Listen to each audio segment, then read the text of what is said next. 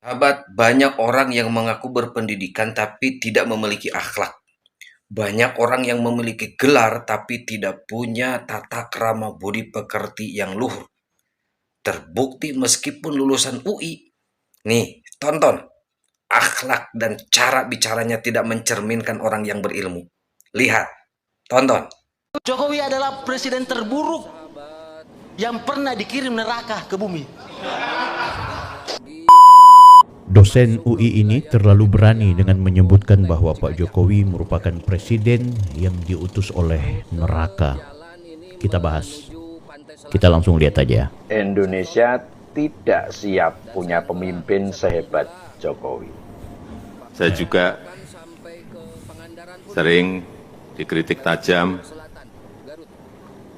Ada gambar wajah saya yang unik-unik, yang aneh-aneh di sampul. Kembali bersama saya lagi Bang Bill. Di video kali ini saya mau mengajak kepada kalian semua, mari kita saksikan ada salah seorang dosen dari Universitas Indonesia, Pak Mulyadi. Dia menyebutkan bahwa Jokowi itu ternyata adalah presiden terburuk yang pernah diutus oleh neraka. Ini tentu sangat tidak elok kita dengarkan dari seorang akademisi menyampaikan opini publik dengan kalimat-kalimat yang tidak sesuai sebagai seorang yang disebut atau diberikan gelar sebagai tokoh akademik, sebagai dosen.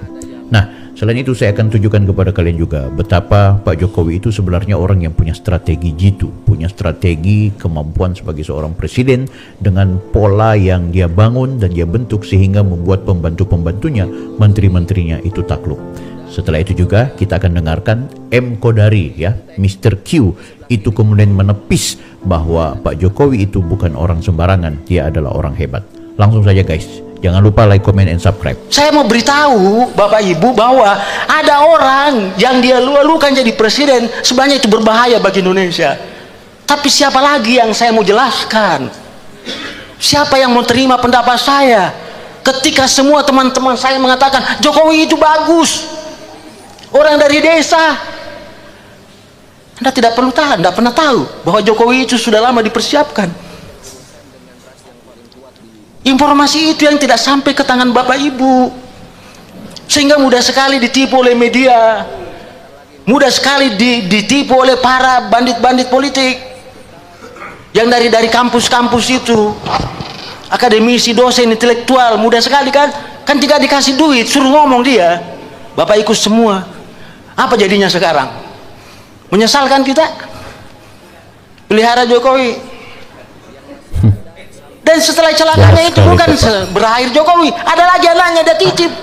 Jokowi adalah presiden terburuk yang pernah dikirim neraka ke bumi.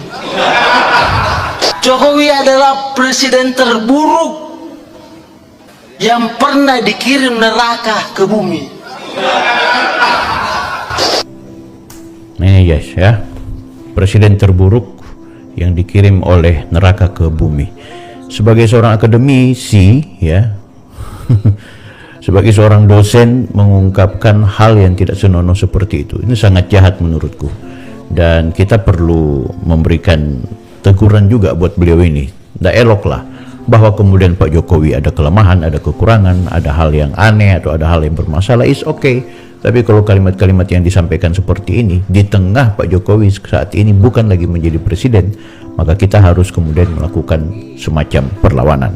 Nah, ini ada pernyataannya Pak Kodari nih ya, barangkali juga menyeimbangkan pikiran-pikiran orang seperti inilah. Kita dengarkan bersama guys ya. Yang paling hebat itu adalah bahwa daya jelajahnya itu di masyarakat itu sangat tinggi, itu sangat kuat itu. Iya ya. Jadi bagaimana kemudian kehebatan seorang Pak Jokowi itu, yaitu dia mampu kemudian menciptakan hubungan yang baik dengan masyarakat itu. Nah, kemudian ini juga ada satu narasi yang bagus nih yang disampaikan oleh abang kita ya. Dia menamakan dalam TikToknya Klarung. Aku suka kalau beliau ini menyampaikan narasi-narasinya tentang Pak Jokowi. Kita langsung lihat aja. Indonesia tidak siap punya pemimpin sehebat Jokowi.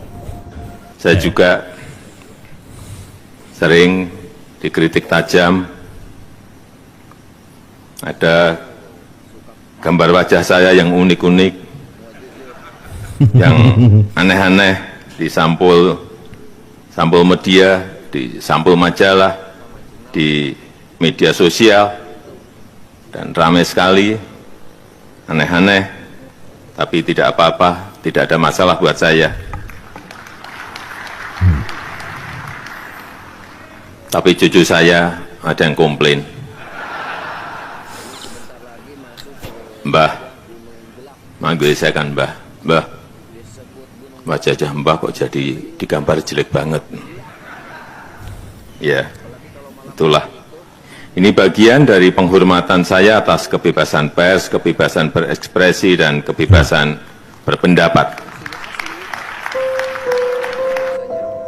Kita harus akui, Indonesia tidak siap punya pemimpin sehebat Presiden Jokowi.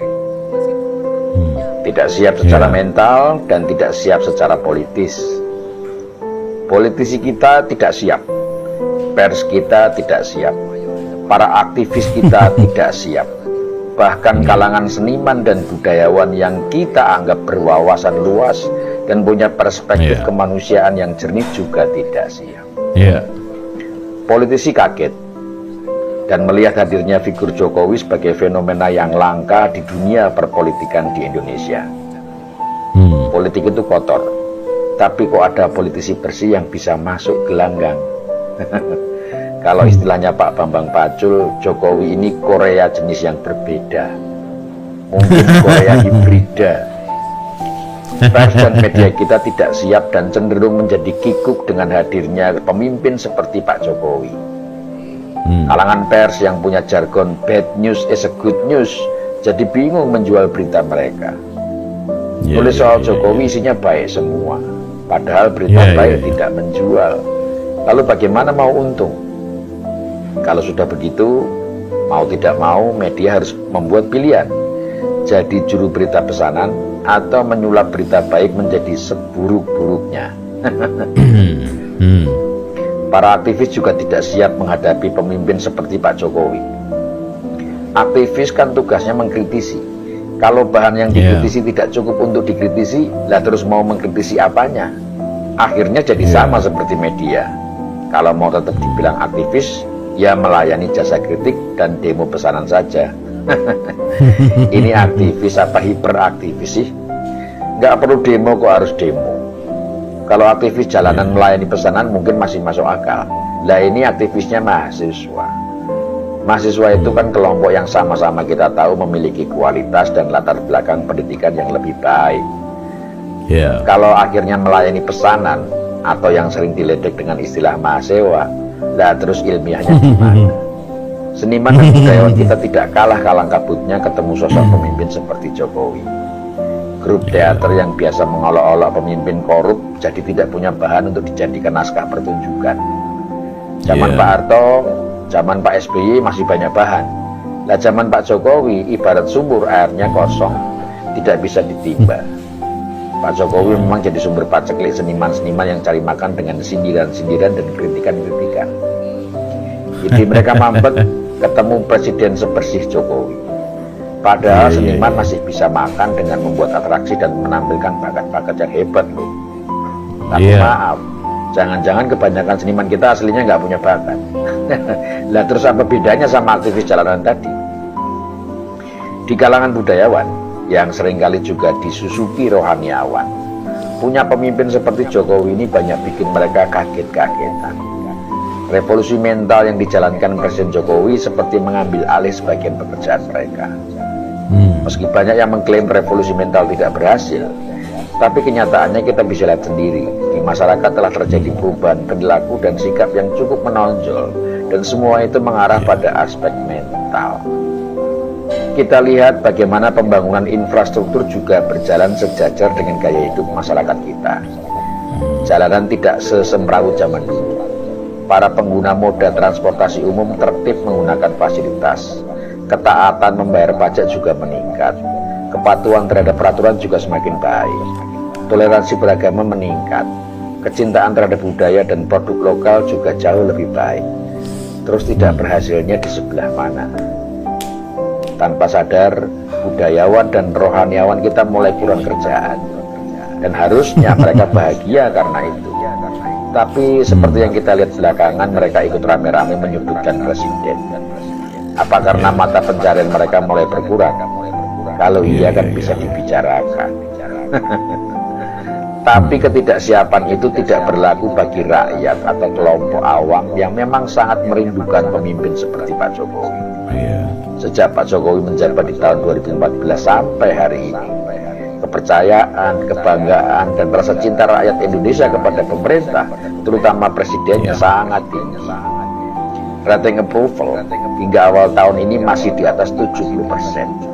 Ini tidak pernah terjadi pada presiden-presiden sebelumnya. Kalau kita lihat di media, saat kunjungan ke berbagai daerah, kita melihat masyarakat dengan tulus mengekspresikan kecintaannya kepada presiden. Dan fakta itu yang mau disangkali dan digerus oleh kelompok yang ingin merebut estafet kepemimpinan secara paksa. Mereka tidak paham, kepercayaan itu tidak bisa diambil dari rakyat, tapi ditumbuhkan dari kerja keras oleh orang yang akan mendapatkan kepercayaan itu. Dan Presiden Jokowi telah bekerja sangat keras untuk memajukan bangsa ini. Jejak itu jelas tidak akan pernah bisa dihapus, bahkan oleh fitnah yang paling meyakinkan. Apakah Indonesia tidak akan pernah siap untuk menjadi bangsa yang hebat karena dipimpin oleh seorang presiden yang hebat? Semestinya tidak. Kalau kita semua mau mengedepankan kecerdasan dan kejernihan pikir, Indonesia yang dulu bernama Nusantara pernah menjadi bangsa yang besar di mata dunia. Lalu sekarang kita ingin dibangkitkan kembali menjadi jauh lebih besar lagi. Tapi hanya karena segelintir orang yang merasa dirugikan karena kehilangan nafkah dan kekuasaan, lalu menghasut kita untuk melawan kebangkitan itu dan kita mau mengikutnya. Hanya mereka yang tidak peduli pada kedaulatan bangsa dan negara, yang tidak ingin Indonesia menjadi hebat. Hanya mereka yang tidak bisa berbuat sesuka hati, yang tidak siap memiliki pemimpin yang hebat. Dan mereka itu sesungguhnya tidak banyak jumlahnya. Kalau rakyat berdaulat, maka mereka hanya bagaikan beberapa ekor lalat yang dengan mudah bisa disikat. Semoga bermanfaat. Asik ya guys ya. Beliau sudah karang dengan bagus itu.